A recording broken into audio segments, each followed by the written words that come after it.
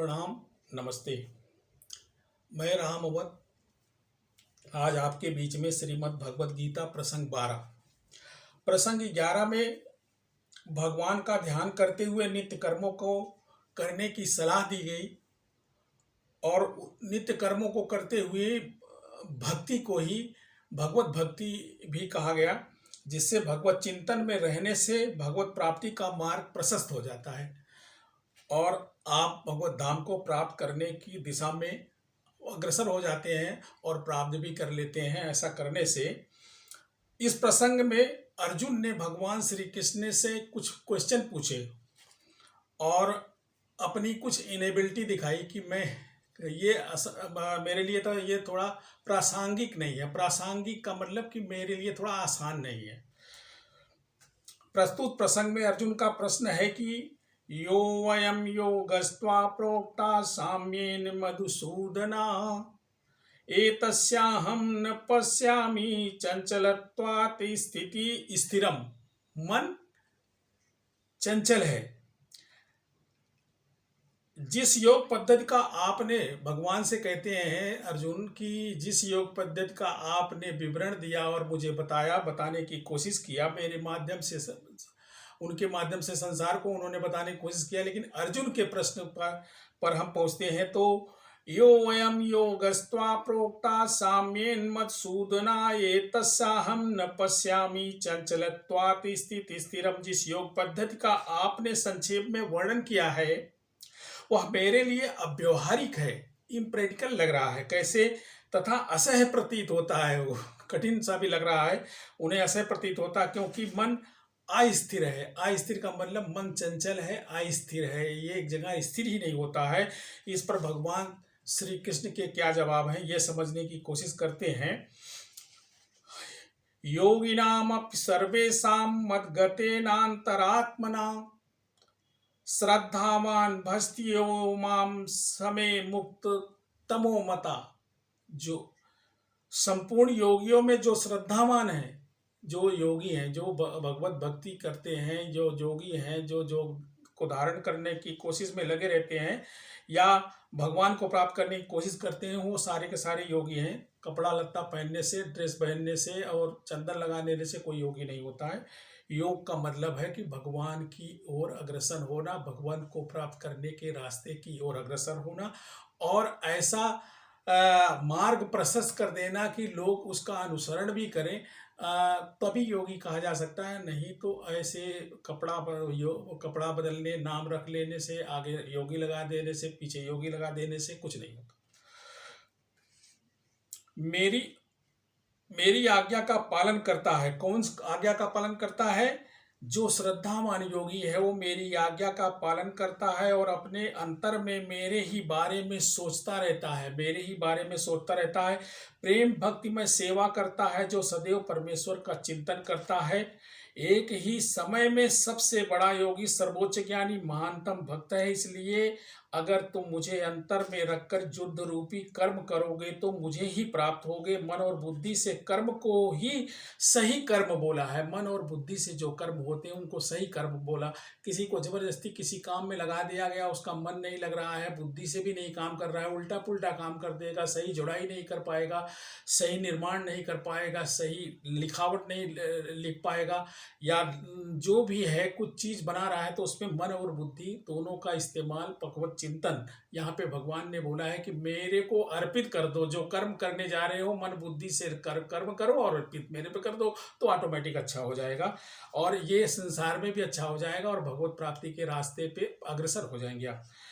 रखकर युद्ध रूपी कर्म करो। इसी वजह से भगवान श्री कृष्ण ने अर्जुन को युद्ध करने के लिए बोला, धर्म युद्ध करने के लिए बोला। मुझे अर्पित करो अपने इस युद्ध रूपी कर्म को और आगे बढ़ो और युद्ध करो, बाकी मैं सब देख लूंगा।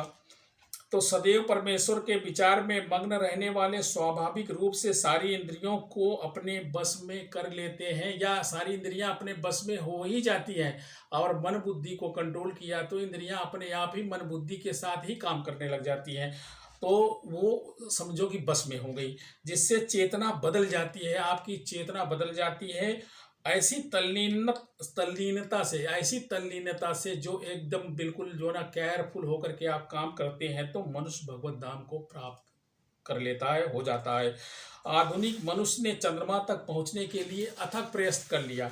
देखिए, जो भी हम कोई निर्माण कार्य करते हैं, कोई बहुत नया काम करते हैं, नया काम करने का मतलब ये है कि चांद चंद्रमा पे तो बहुत दिनों से मनुष्य जा रहा है। बहुत 1969 में से ही जो है ना अमेरिका ने अपना परचम लहराना चालू कर दिया, धीरे धीरे करके सभी देशों के लोग गए।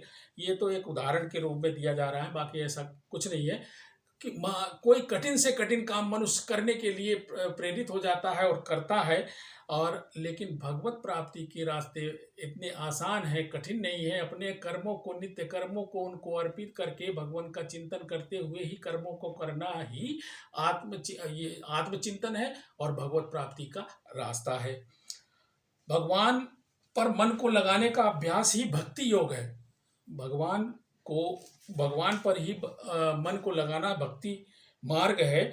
श्रवणम कीर्तनम विष्णु स्मरणम पाद सेवनम अर्चनम वंदनम दास्यम साख्यम साख्यम आत्मनिवेदनम। भक्ति की ये 9 विधियां हैं। ये श्रवणम, कीर्तनम, विष्णु स्मरणम, पाद सेवनम, अर्चनम, वंदनम, दास्यम, सख्यम, सख्य भाव, आत्मनिवेदनम। भक्ति की ये 9 विधियां हैं, जिसमें श्रवण सबसे सुगम है। कुछ नहीं कर सकते तो सुन तो सकते हैं। जो कहते हैं सत्संग में जाना चाहिए, सत्संग में सुनना चाहिए। आजकल सत्संग धंधा बना हुआ है, लेकिन सत्संग में मिलता भी है, क्योंकि जो भी बोला जाता है उस पर अगर आप श्रवण करते हैं, अमल करते हैं, तो आपको फायदा होगा। बोलने वाला वो जो जिस ढंग से जिंदगी जी रहा हो, जो भी पैसे कमा रहा है, पैसे बना रहा है, वो उसके साथ जाएगा, क्योंकि उसका जो मन बुद्धि से काम कर रहा है, चिंतन के साथ भगवान का काम कर रहा है, वो उसके साथ ही जाएगा। अगर उसके पीछे कुछ बहुत लोभ, माया और सब चीज़ें लगी हैं, तो वो खुद उसका रिजल्ट भोगेगा, कोई नहीं। अभ्यास योग युक्तेन चेसा नानगामिना परमं पुरुषम दिव्यम याति पार्थान चिंतयन्।